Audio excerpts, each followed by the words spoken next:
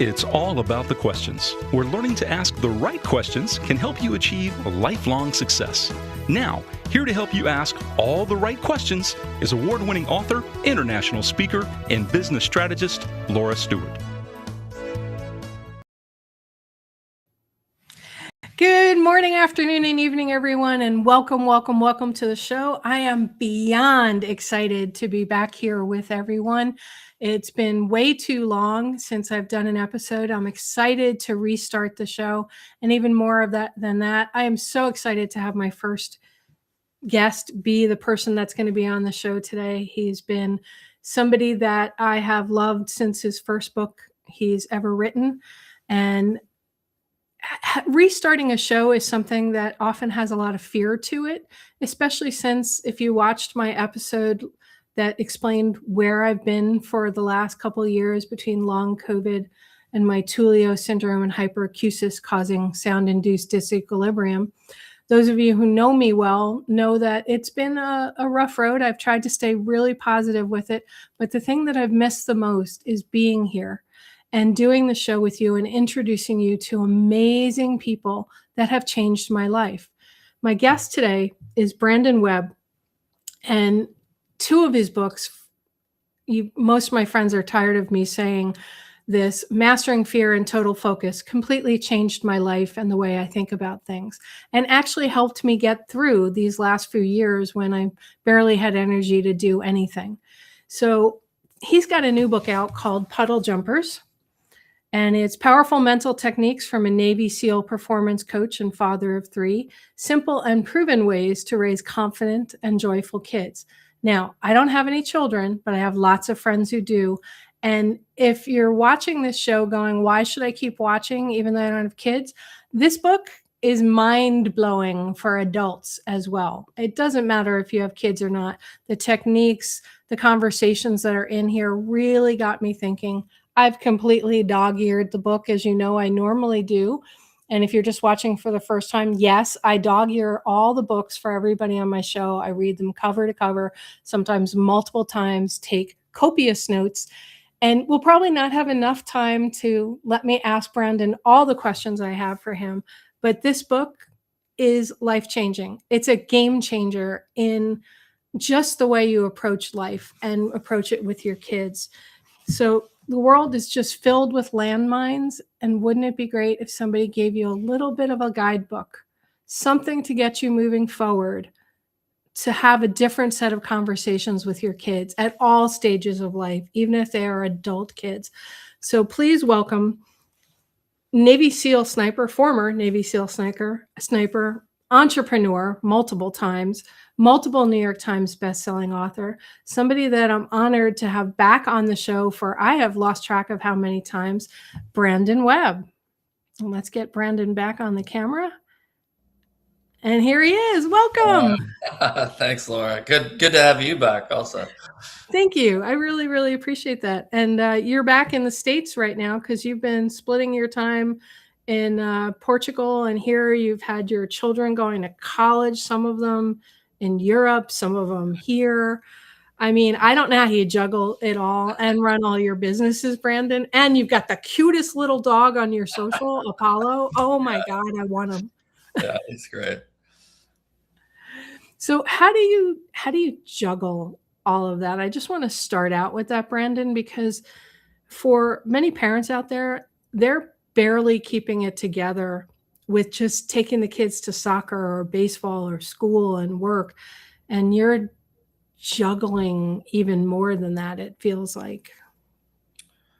Well, I mean, I'm lucky in that when I got divorced back in 2010, Gretchen and I made a commitment to each other, and in therapy, we were seeing a psychologist, and our commitment was to get along as co-parents because we had this shared love of our children. Now that's a lot of times easier said than done in divorce, but we did it.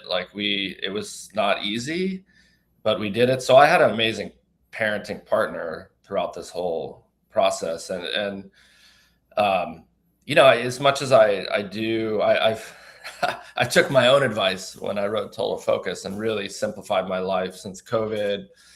I had 3 residences I was juggling, and now I'm like, down to 1. And yeah, I just simplified since COVID. I have a great co-parent, and it allows me more capacity. And I'm pretty good at saying no to things that I think there's been books written about the power of no, but that's an important skill. And I've also tried to teach that to my kids, especially my oldest, who has a tech company now.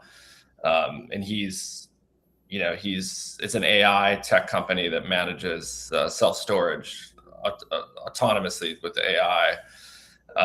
But he's getting asked to speak, and he's like, Dad, he called me up because he spoke at a conference in London, and he's like, yeah, these people want to hire me to consult and this and that. And I'm like, buddy, remember, focus. He's getting pulled in all these directions. So I think that's, we're, especially in the environment we're in today, where we're just getting hit with information across multiple platforms, and pulled in many different directions. It's important to stay focused and really concentrate on what matters in life. And so I think that I've done a good job with that, and it lets me be productive in the ways that I want to be productive. I never thought in a million years I would write a parenting book, but it just became clear to me because I had kids very young, and as my kids were getting older and graduating high school, I was bringing them around my friends a lot more. And I actually always have engaged my kids around my social group. And even friends that, like my friend Kamal Ravikant, who also has no children, he's like, dude, your kids are awesome. Like, you need to write a parenting book. And this is like 7 years ago. And then I just kept getting inundated with people asking me for advice because they would meet one of my kids, and by all means, we're not a perfect family. We've been through all sorts of crazy stuff together. Yeah, as evidenced in your book that you talked about quite honestly and openly. Yeah. And it's just proof that if you focus on the kids, loving them, supporting them, you can go through hell and come out the other side with really great kids. And I do know, because I've heard it enough from others, that I have great kids. Like, like I said, we've all made plenty of mistakes, but they're happy, they're confident, and they're living life on their own terms. And that's something I think as a parent, I can even read you a note. My daughter left me after staying with me for 2 weeks before I came to New York for the book tour. Let's see if I can find it for you. And I think while you're looking for it, I think it's interesting that Kamal triggered 2 books for you, Mastering Fear and Puddle Jumpers. So please thank him from me, because they're amazing books. Mastering Fear really changed my life, and reading Puddle Jumpers reminded me of many of those concepts as well. Yeah, Kamal is a great friend, and kind of thought I love to just hang out and talk about life and the future with Kamal. I'm fine. Okay, I got it. So this to me is just, not only did I cry when I read this, but and I've got many of these kind of notes that I've put in Puddle Jumpers, which you've seen. But oh my God, I had tissues at certain points, especially the one from your son with the junior prom and which I do want to talk about, because there's a critical part of that book. But go ahead. So his sister she's in London now. She'll finish her master's in design at the Royal College of Art, and her one of her best friends from London, who's in the same program, came to visit me in Lisbon. And I love them when my kids come, and especially my daughter. I just go out of my way to kind of support her. So she wrote me this. When they left the airport, I was cleaning the guest room, and I found she snuck this note. And I'll read it to you. It says, Dad, friend, master matcha maker, because I was making them strawberry matchas every morning. She's like, yoga buddy, etc., etc. you've created a home in Lisbon, and how lucky am I that you've been making a home in places all around the world my whole life. Jealous you get to live out the New York one soon. You always go above and beyond to support me. The older I get, the more I see and appreciate it. Thank you for helping me live out my dreams in London. I'm so happy and passionate about what I do and study, and I owe the privilege to you. Thank you for always welcoming my friends and treating them like family. You've taught me to find good people. Love you so much. Thanks for letting us hang. You're the coolest.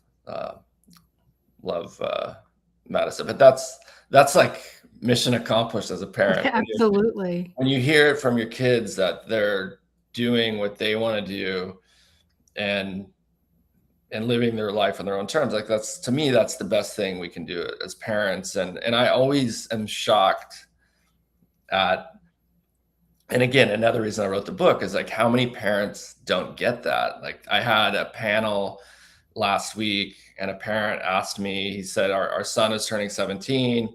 He's been obsessing over joining the Army for 2 years. And his mom and I keep trying to talk him out of it. Basically, he's asking me, how do I talk him out of it? And because he says, my son tells his mom and I, he doesn't feel supported. I was like, well, no kidding. I was like, you're not talk him out of it. Yeah, you're not supporting him.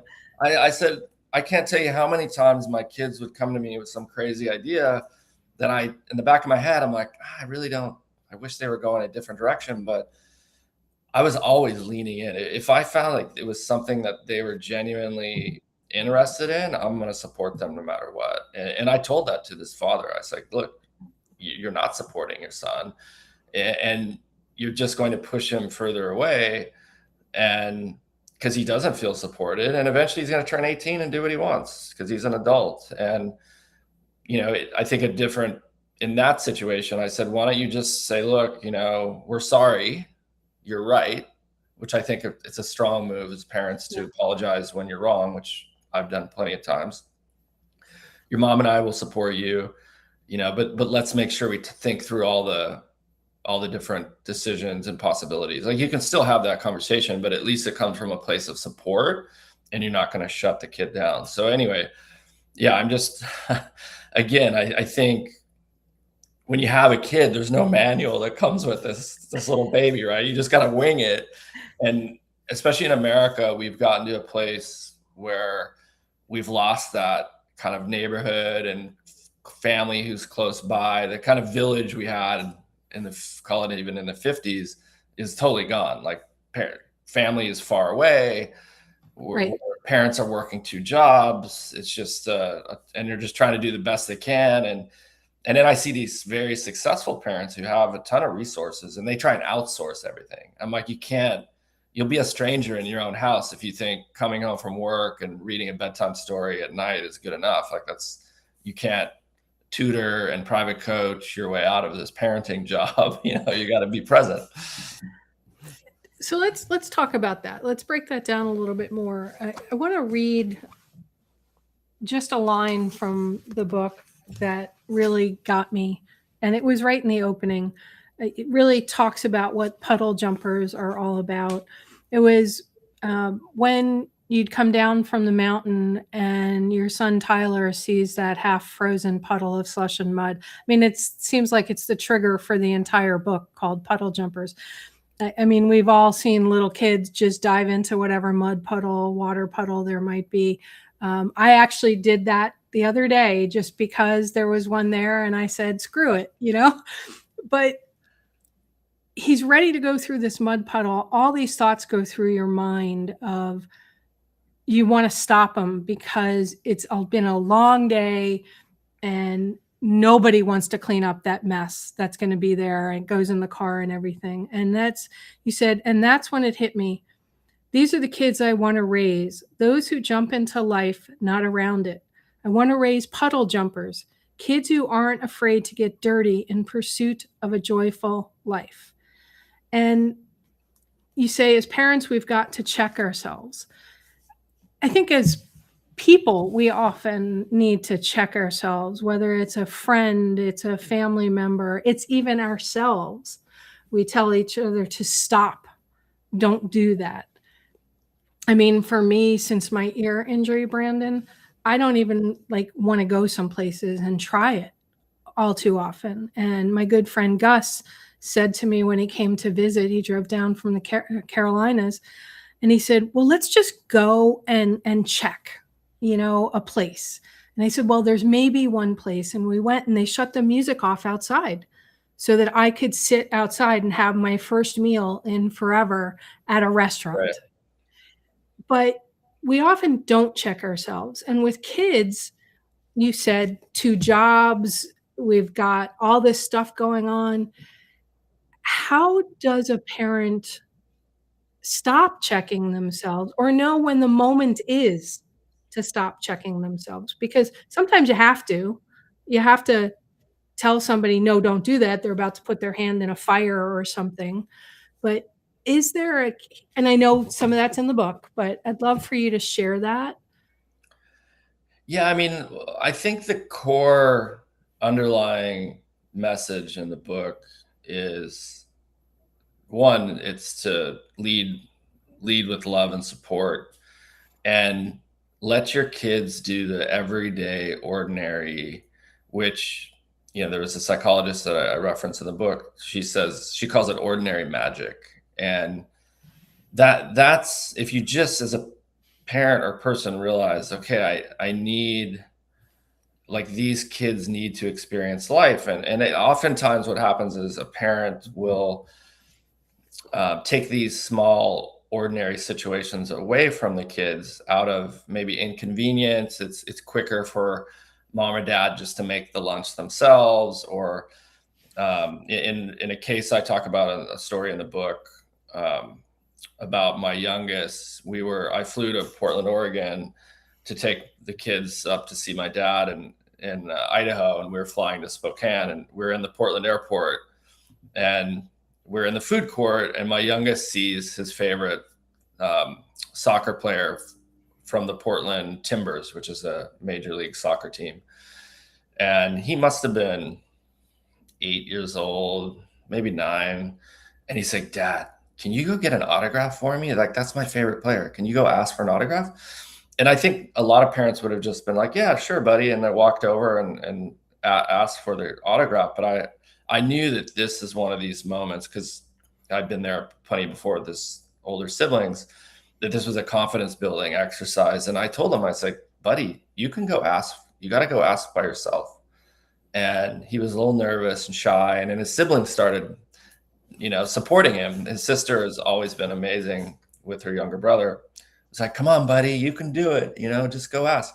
So he finally got up the nerve, and he goes over, and we're all watching from a distance. And next thing I know, like, cell phones out, they're taking selfies, and the team, like, just embraced this little kid in an amazing way. And then he came back with an autograph, and I think they even gave him like a piece of memorabilia, and he had this huge smile on his face. And I was like, Nice.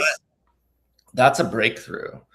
And a lot of times parents, and imagine taking these moments away from your kid over and over and over. And then the kids get into high school, and they have issues because they're maybe a little bit awkward, or they just haven't learned to kind of behave in the real world, right? And that's the ordinary magic, and that builds confidence. The other story I tell in the book that I think really relates to kids in this way is, they did a Mars biosphere experiment in Arizona in the 90s. And so they had this huge biosphere dome, and scientists were in there figuring out what it would be like to colonize Mars. And they were growing plants and trees in this greenhouse, and the trees would get to a certain height and it'd just fall over. And these scientists are like baffled, like, how come the trees are growing so tall and then they just fall over? And they eventually figured out that the trees didn't have the stress from the wind that they would normally have outside. So they're lacking the stress of the wind, which grows strong roots. And so they stand up tall, and they're like, "Oh, okay, the trees need the stress to grow a strong foundation." And I think the same applies for kids. Like, you have to let the kids do these little things, because over time they stack up, and they build confidence. Even I tell the story in the book. My oldest, a few years ago, when he was graduating college, he told me, he's like, Dad, he's like, I still remember one of the biggest memories and fondest memories I have as you being my father was letting me take the subway by myself at 16 years old to this summer job I helped him get, which he applied on his own. I just had a friend that had this company.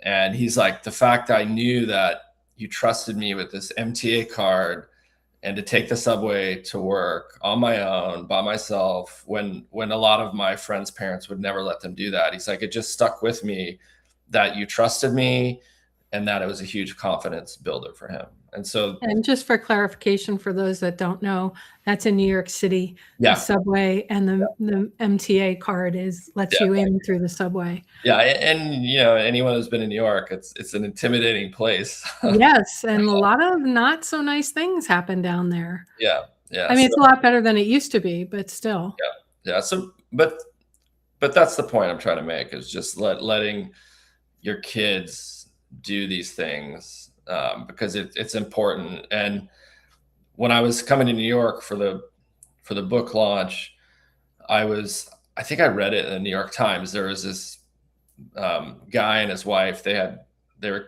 career New Yorkers, and they literally bought the farm upstate New York, and were living out the dream. And every summer they're harvesting. I don't know if it's an orchard, but this guy was writing an opinion piece in the New York Times as a cautionary tale to parents. He's like, stop calling me for a job for your 18-year-old kid in the summer. He's like, I would never hire a kid whose mom or dad is calling for an 18, 19-year-old for a summer job. He's like, I know that kid is a disaster. Like, why can't he call? Or why can't exactly. He's like, it just shows you, it's like this, you know, the term helicopter parenting, you know, to the max.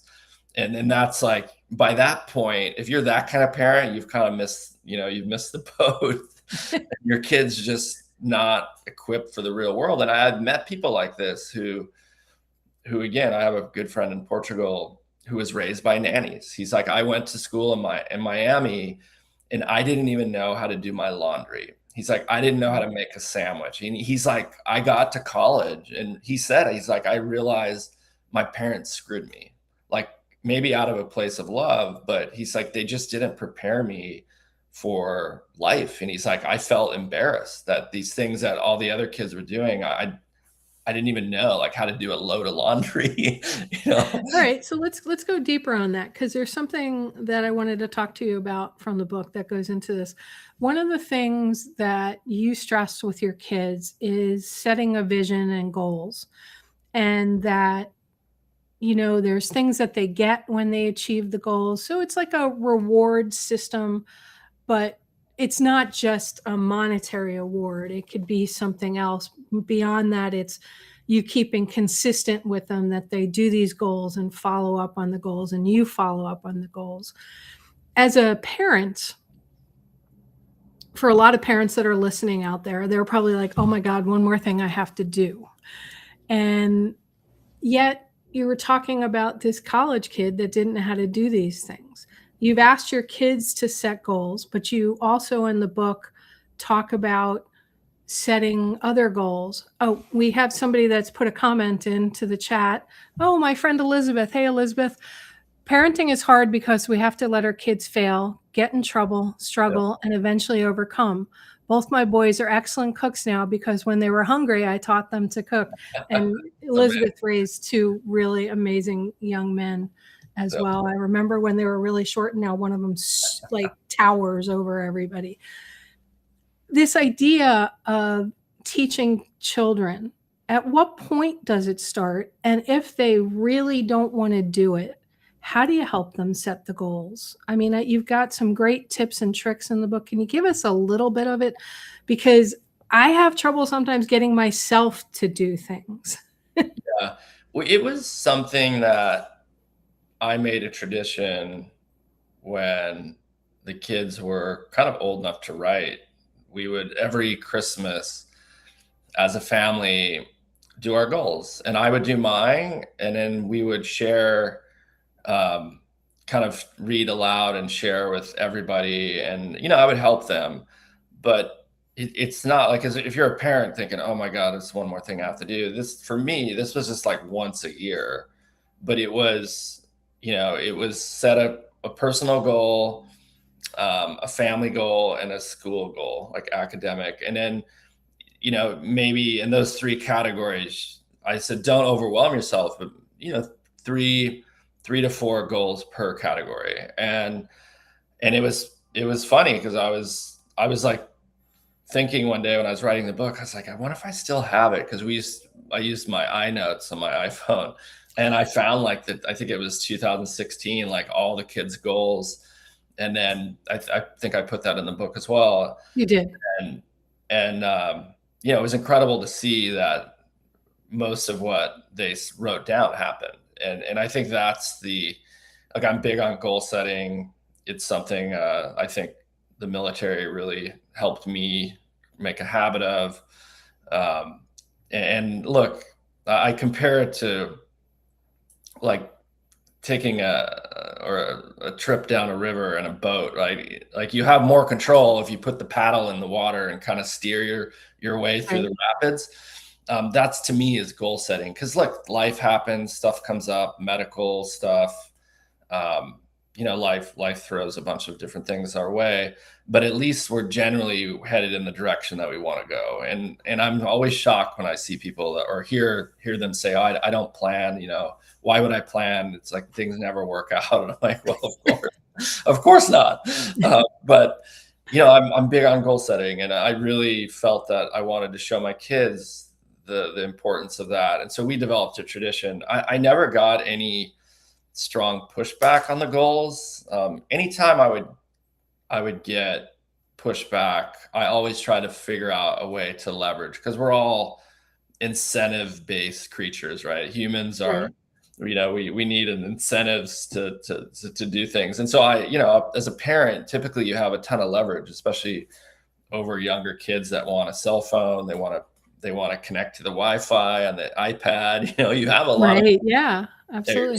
So you just have to figure out where your levers are and how to pull them to kind of get your kids to do certain things that will be helpful to them. And those levers, I would think that it's not about manipulating them. No. It's about learning what works for them to help them be accountable. Would that be a good way of putting it? Yeah. And sometimes, especially children, it's like when I really wanted them to ski, I wanted us to learn to ski. I'd been skiing since I was very young, and it was something that I thought, what a great tradition we can do as a family. So I put them in ski lessons the first season. And I remember, like, halfway through the first week, they were just, moaning and complaining. Oh, I'm cold. This sucks. Why do I do this? And I said, look, guys, you agreed to sign up. Just finish the week.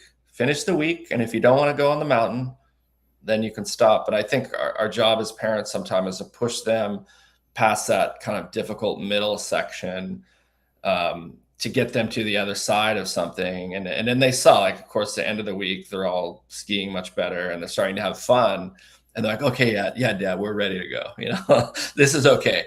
And I think that's something, it's a fine line, right? I would never want to push my kids into something they really didn't want to do, but I also wanted them, because I saw these kind of people come through SEAL training. They would experience a little bit of difficulty and they would quit. And imagine the amount of effort it takes to join the Navy and get yourself to the start of SEAL training. You got to go through, the medical exams.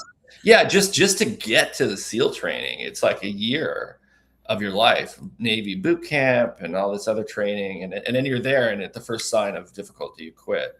And I wanted my kids to learn the lesson of, start what you finish, like build a life of accomplishments. And sometimes you're going to fail, but it's okay to, like, get back up and try again. And that was very important to me. So it was like, okay, finish the lesson and then decide, but at least finish what you started, right? In this case, and even with my youngest is at the University of Oregon right now, and he's doing great. Like, this was a kid I talk about in the book that was failing out of middle school, and And now honestly, he's in finance. had a fast pass to juvenile hall, and now he's doing great. And it's I forget where the heck I was going with this, but I was thinking when he started school, and he's still like his older siblings have been very, very much driven, and they kind of know what they want to do, and he's kind of figuring out his own path. But I was like, man, what if he comes to me and says he doesn't want to go to school anymore?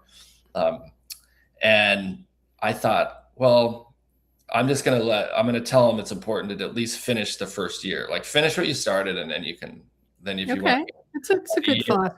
Year of self-discovery, knock yourself out. But that's an example of like, I wanted them to develop a habit of finishing what they started. And I think I've done a good job of that. The one thing I really wish I had have done a better job, and I talk about this in the book, because when I started writing the book, I asked my kids a few questions. One of them was, what would you wish I had done differently as your father? The other one was, what do you really appreciate about me as your father? And, write a sentence, like describe my parenting style in one sentence. So they sent me that was a very enlightening chapter. Yeah, they sent me their answers, and my daughter kind of rocked my world, because she said, I wish you had shared more of your time your time struggling and failing and dealing with adversity. Because I talked about that plenty in my books, but I never had this conversation with my daughter. And because I had always been trying to lead this like exemplary role as a dad. Like, when the kids were with me, I was 100% on, no cell phone, present all the time, making them lunches, being very present.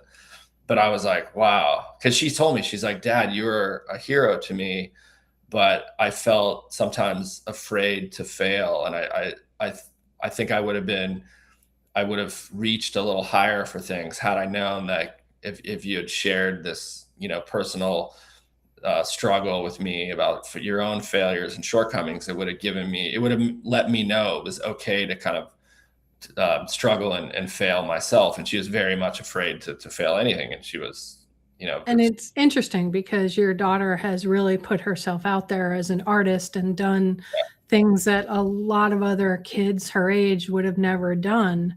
And, you talk about Tyler, your youngest, and his background, and then how he pivoted. And Elizabeth had point when you're talking about goals, she said, it's important helping your kids pivot, if it was there.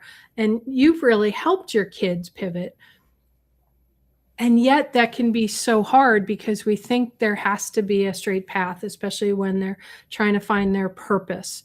And you talk about this quite a bit in the book, about helping them find it, seeing what lights them up. And that can be different day to day, depending on your kid's age. So if somebody is wondering right now if their kid is ever gonna amount to anything that they think their kids should amount to, which of course we know that is a trap, because we just don't know who our kids are going to be, our nieces, our godchildren, whatever they are. All we can do is help them.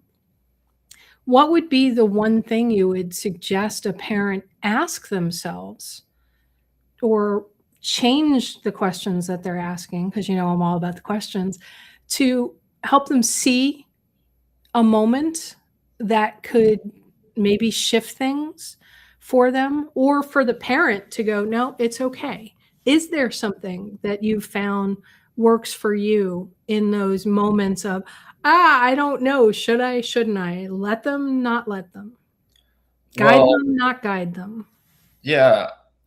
Well, to your point, the questions, and I'd love to go deeper on that later, but parents don't ask, in my opinion, they don't ask good enough questions.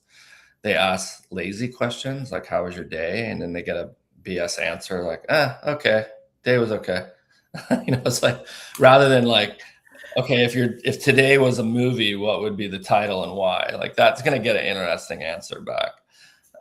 So to get to your point, I think one of the most important things we can do as parents is, other than just being there and letting the kids know that they have our support, is I felt it was our job as parents to really expose the kids to as many different experiences as possible and see what they kind of gravitate to. Because, I have 3 kids of very different interests.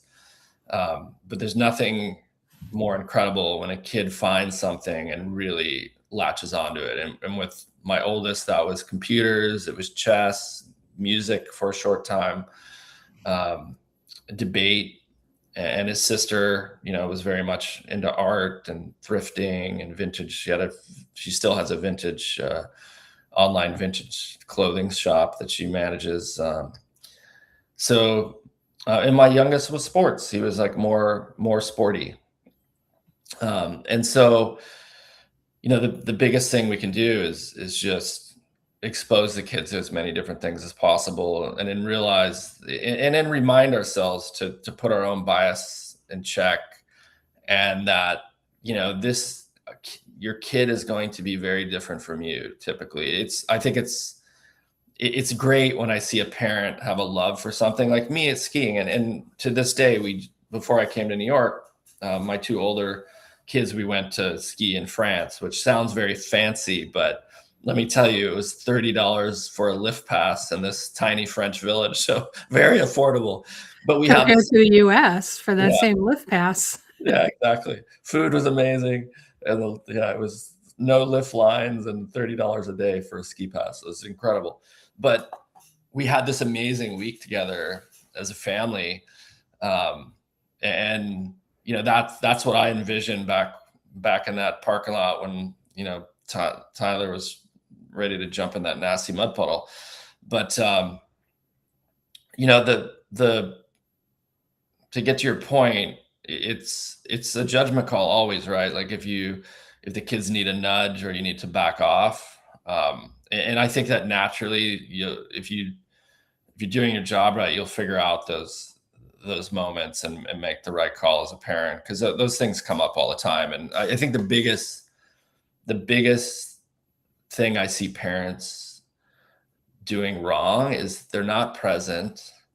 They're trying to outsource everything, with the nanny, the coach, the private tutor, or the other big mistake I see is the parents try and push their own kind of agenda and wishes and dreams on the kids.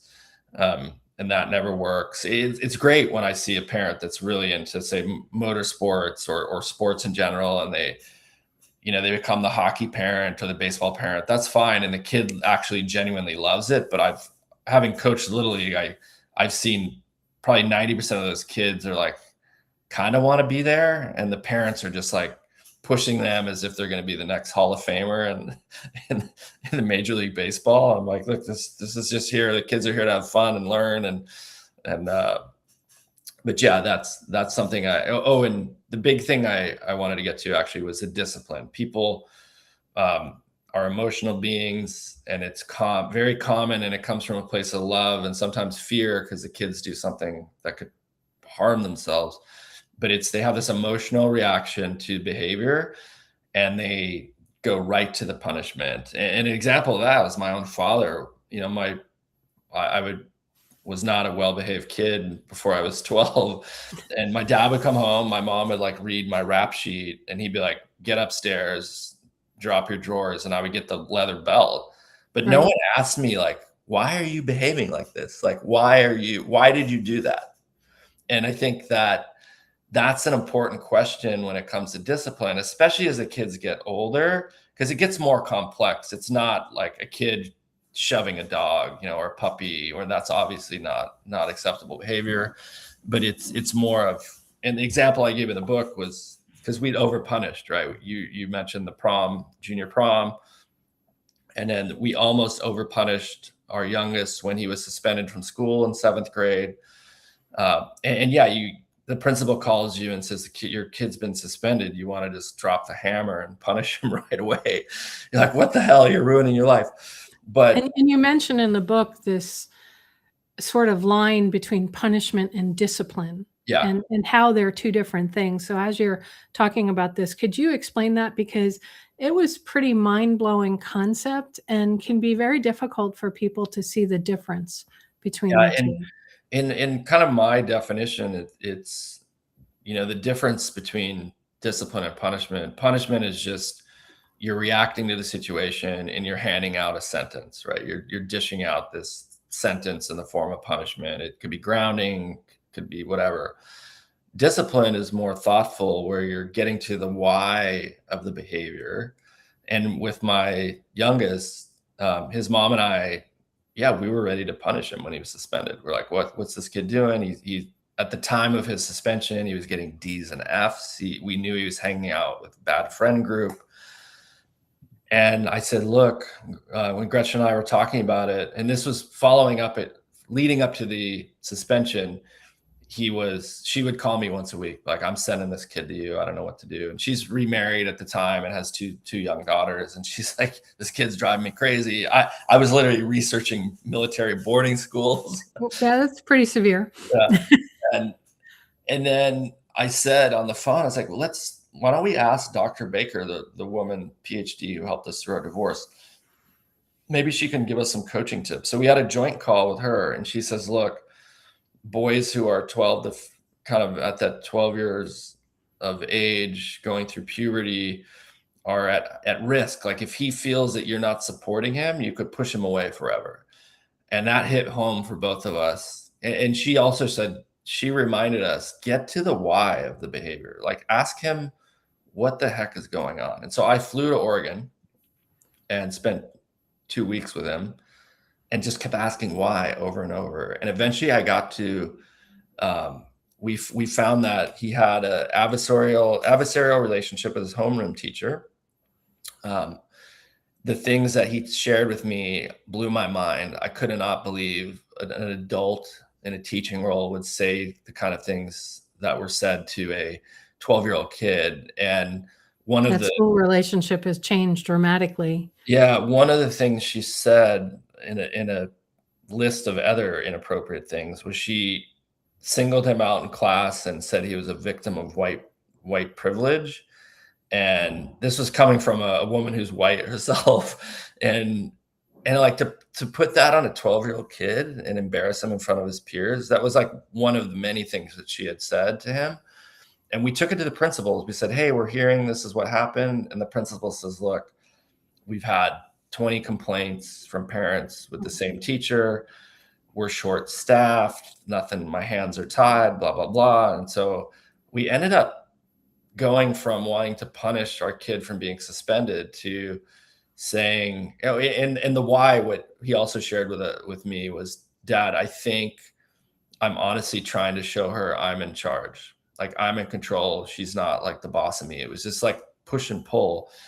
And so now that we'd gathered all the information, we said, you know what, your mom and I, we want to support you. This is not, a good environment for you. This relationship you have with the teacher, it's done. Like, we're pulling you out of school. We're putting you on independent study for the rest of the year and probably all of 8th grade, and let you go have a clean start in high school. And when I said that we weren't punishing him and that we were supporting him, I could see the relief like drop and settle into his face. Like, he was so relieved and thankful. I could just see it in the expression that Right. his mom and I actually had his back. And then, so he finished the rest of the year. He finished the year failing with a B average. Then he held a B average through 8th grade. And then COVID happens. All his friends are on home study anyway. Yeah. And he got through high school on a B average. But this is a kid that was really struggling. And because you chose to ask why, Yeah. instead of, and you went to a professional therapist Yeah. because you weren't sure. That says a certain level of enlightenment on yourself. Yeah. Right? And I think, I tell that story in the book to remind parents it's okay to get help. like that. I created a checklist. When I went to business school, my weak points were negotiation and finance, and I couldn't believe like the detailed, thorough prep for like what a professional negotiation looked like. And it's gathering facts. It's gathering all the facts, like who are all the parties, what are their motivations, their interests, the incentives. Because even in a simple real estate transaction, you have a buyer, a seller, probably a couple on each side. So husband, wife, let's call it. You have seller's agent, buyer's agent, and those two people are motivated by commission. Like they're not thinking about what's best for the client. They're like, how can I close the sale and get my money?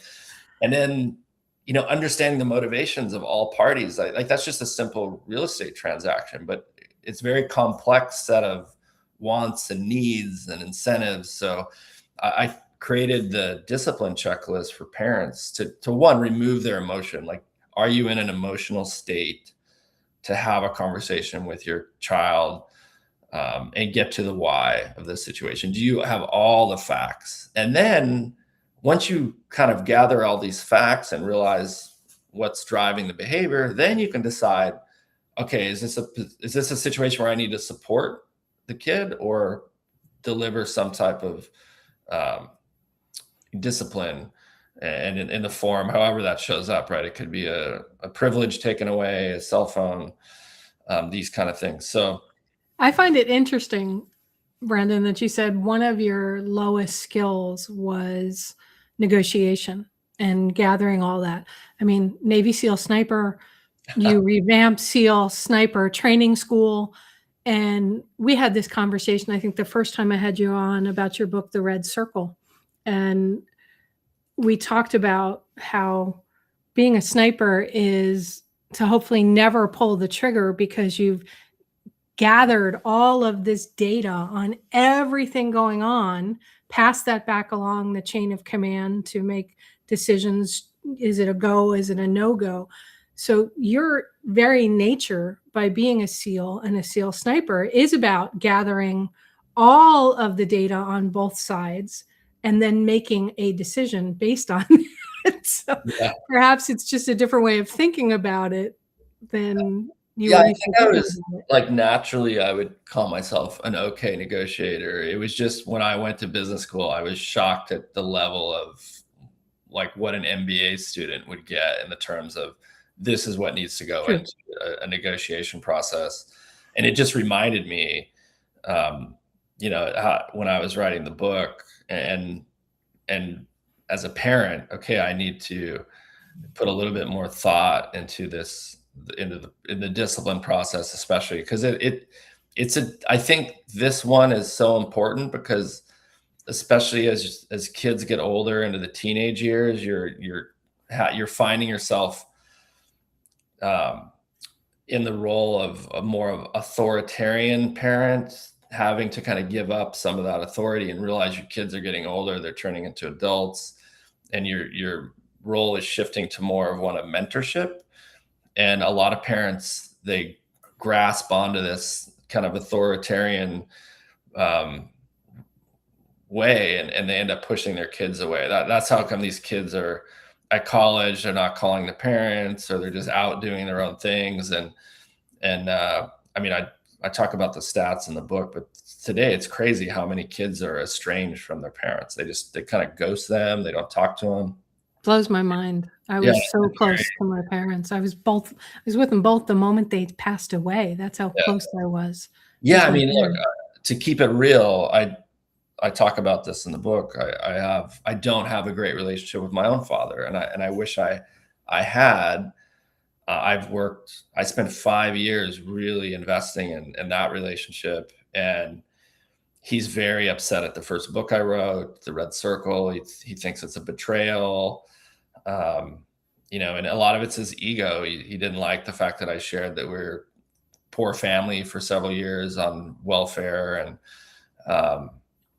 and I didn't say any of these things to like attack my father. It was just like, this is the way life was. And last Father's Day, my team had published an excerpt from The Red Circle. I had no idea. And my father read it and thought it was some like fresh manifesto that I had written. Oh, I was like, Dad, this is a 12-year-old excerpt. And he lost it. He sent me an 18-page letter of grievances. And the stuff that he said, Laura, was shocking. I was mad, and then I was embarrassed for him. It brought it up for him. Yeah. Yeah, because to your point, I was like, who would write and say, like, he said some really nasty things. And I was like, who would say this to their children? And that's why I felt bad. I was like, I would be terrified to send a letter like this to my own kids. And I'm just so grateful that I have such, and their mom as well. We talk about it. It's like, how thankful are we have these incredible adult kids who call us, they want to hang out, they ask us for advice, they want to visit. And that's a great feeling as a parent to get that letter that I read you at the beginning of the interview. Like that, to me, that's worth everything. Okay, since we're starting to get tight on time, and I could talk to you for like the entire day, haven't even gotten to half the questions I had planned on asking. To that point about the situation with your dad, with you having raised the kids that you've raised, having moments where you weren't so sure where it was going to go, reading this book, Puddle Jumpers, making sure it's in the frame. For parents that are listening to this, potentially new parents about to have children, those like Elizabeth, who's made some incredible comments that I haven't even talked about. So if you're on social, go watch this live stream and see some of the comments. Where would they start? So a parent that's got a teenager now, or a tween, or whatever age, or an adult child that maybe doesn't have the relationship that they would like, or they see their kids going down a path that may be great, or it may be not so great. Where would they start? What would be the first thing you think they should sit down and do as a parent for themselves, and perhaps to engage their kids in a different way because they want something different? Yeah, I mean, like, it's the title of your show, right? It's all about the questions. Yes. It's so true in this case. And also, like, I talk about the science behind getting your kids to open up, and telling your kid, hey, sit down at the table, we're going to have a conversation, creates a very adversarial environment. It's like you're in the principal's office, right? So for one, look for situations that can get your kids to open up, and that's a car drive together, it's a walk together, a bike ride, an activity, a meal, kind of shared meal, because when they let their guard down, they're not in this kind of confrontational environment, as like, sit down, we need to talk. It's like, oh no, what did I do? I hate, and that works in work too. Like, exactly right. It's like, imagine like the kid is like, oh my God, what did I do? Yeah. So one, like, create a good environment, and then ask good questions. Just and also be vulnerable with your kids. I think sharing shortcomings, like I talk about in Puddle Jumpers quite a few times, where their mom and I realized in the junior prom, when we had overpunished our oldest with taking away his junior prom, he went anyway, and he wrote his mom that amazing letter, which you read in the book.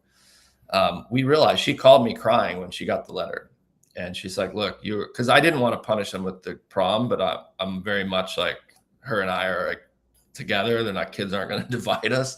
I said, okay, if you feel that way, let's do it.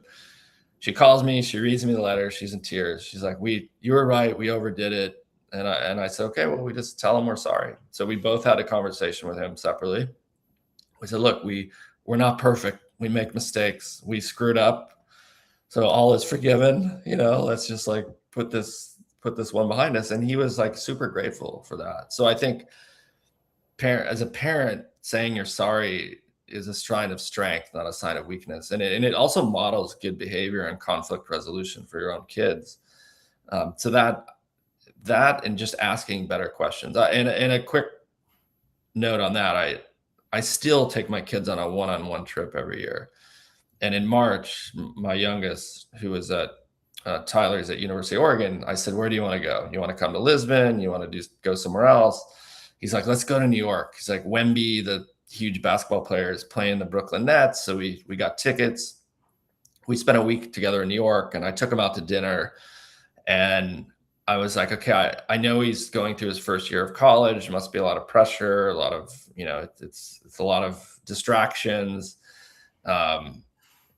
And I said, I want to really get to understand how he's doing. And so I thought, okay, what questions could I ask him? So I asked him 2 questions before dinner I'd prepared. It was one, what's something that is pressuring you that nobody realizes, especially your mom and I? Oh, that's a good one. Then the next one was, what's something that you're doing at school that you think is maybe a waste of your time? Like you just realize that it's something you shouldn't be doing. And 2 excellent questions. Those 2 questions lasted 4 hours of deep dinner conversation. The first answer he said was a little bit surprising to me. He's like, Dad, my friends' parents put a lot of pressure on me because of you're a Navy SEAL. They're always asking me, oh, are you going to be a SEAL like your dad? And these are adults, and maybe they say it playfully, but they don't realize the weight that this has on a 19-year-old young man's shoulders. And so we had a whole conversation about that, adults dumping their own issues on him, and to remind him that it's his life, his decision. And for sure, I don't care about him being a SEAL, and how his mom and I just want what he wants. Like, what we want him happy and doing what he wants to do. And we're here to support that, however that works out. And then the other answer, and that went for an hour plus conversation. The other answer he gave was, he's like, I'm getting peer pressured into going to too many parties, and I'm drinking. He's like, I'm drinking too much, and I don't even like to drink. I just want to get up and study, do my workout, play golf, and do his class. And so we had a college problem. Yeah, and we had a whole conversation about peer pressure, and sometimes you have to advocate for yourself, and it's okay to be a leader and kind of stand up for yourself and say, I just don't want to do this. Because his roommate was like, come on, buddy, we only live once, let's go party. And wonder where that kid will be. Yeah. And and this is why as parents, we got to ask, it's all about the questions, right? You know that best. Yeah. Sometimes just shifting a question a little bit can get you the answers you need versus the answers you want. Yeah. All right. I want to put this website up that puddlejumpersparenting.com is your website that you created for the book. Yep. I subscribed just for the heck of it, because I always love to see what nuggets of wisdom you're going to get. And there's also a spot, if somebody buys your book, they can get some extra bonuses with it and everything. And one of the things I didn't get to talk about yet was your appendix in the back of the book. You have conversation starters. You have thoughts from a Navy SEAL in there, family code word, recommended books at every age, and conversation starters at every age. So puddlejumpersparenting.com. puddlejumpersparenting.com for those who are not on video, listening to this audio only. And you're already top new release in multiple categories on Amazon. I'm sure this is going to be another phenomenal hit for you, Brandon. But I think this book is invaluable for everybody, and I want to make sure people get the most out of it. So we talked about changing some questions. I could go on and on forever with this, but last thought, what would you like to leave my listeners today about Puddle Jumpers, Powerful Mental Techniques, from a Navy SEAL, this incredible book, from you, from being a parent, from whatever, the last thoughts that you would like to leave them to get them started with their first thoughts. Let's look at it that way. Yeah, I mean, I would remind parents that you're going to make mistakes, and it's part of the process, learning process as a parent. But just to always lead with love and support to kids, ask ask good questions, better, make yourself a better question asker. It's only going to help you in your own life, professional and otherwise. And let them jump in that puddle. Like you gotta realize, like, letting them jump is a healthy way for them to practice what it's like to be in the real world. And the best thing you can do as a parent is set your kids up for a world that's kind of rough. It's not easy out there. So, let your kids jump in that puddle. I think it's a great reminder for life, for children and for adults. We also have to remember as adults to jump in that puddle with our kids or by ourselves, just to remind ourselves of the joy. Yeah. Take the meal with the music turned off. So. Yeah. I want to thank you so much for being with me here today. I mean, like I said, we could talk more. Maybe we need to talk about having you back on the show at another point. I know you've got a lot of launch things going on. Today is your launch day for the book. And as always, it's an honor. But, Brandon, I feel like you were meant to write this book, and all the other books you wrote got you to this point. And I'm really glad Kamal convinced you that you were ready to write a book on parenting. I really do think that. My father used to, and my mom as well, I was raised with adults. My dad was a builder at one point, and he'd have model homes and they were open or whatever. And he would literally shove me out there and he said, walk people through the homes. And I'd bring people that were ready to sign deals, and he taught me that confidence. And I was like 9, 10, 11, 12 years old, and I was doing those amazing things. And he always said, and I remember my dad one day, this reminds me so much of you, Brandon, with what you talked about in the book. I would go on a date, and my dad always made sure I had change for the payphone because we didn't have cell phones back then. Yes, I'm dating myself. And he always said, anything weird, squirrely, whatever. He said, if you drank and you weren't old enough, he said, I don't care. But if you ever feel uncomfortable, you pick up the phone and I'll be right there. He came. Nice. That's great. I literally felt something would go wrong on that date. And it would be scary. And my dad just picked me up and he says, thanks for letting me pick you up. And he did stare down that guy. I'll never forget him staring down that 6'1" guy, and he just looked at him and said, my daughter's going home now. And he took me home. Nice.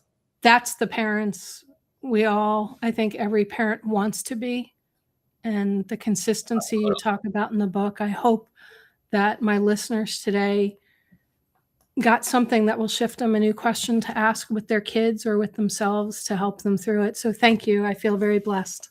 Yeah. Thank you, Laura. It's good. Great to be on the show again and good to have you back. Thank you. Thank you so much. It feels really good to be back. So thank you so much. All right, everybody. If you want to grab a copy of Brandon's new book, Puddle Jumpers, you can grab it anywhere books are sold, and go to puddlejumpersparenting.com to sign up and get all of his free bonuses. I highly recommend it, whether you're a parent or not. Mother's Day is coming up. Father's Day is coming up. Actually, Mother's Day just passed, but you can grab a copy of the book and give it. Available wherever books are sold and pretty much every format that a book is written in. Thanks for being here with me today. I've loved our time together. Thanks to Elizabeth and others who have put in comments up there and shared your experiences. If you're just watching this after the live show, place comments. I'll be checking. Brandon will be checking social media. He's on Facebook and Insta. And, you have a question, ask it. Let's see if we can get you the answers. And remember, at the end of the day, the right questions can change your life. So what are you asking today? Have a great day, everyone. You've been listening to It's All About the Questions, starring Laura Stewart. Connect with Laura at it'sallaboutthequestions.com and download a free workbook that will help you ask better questions starting today.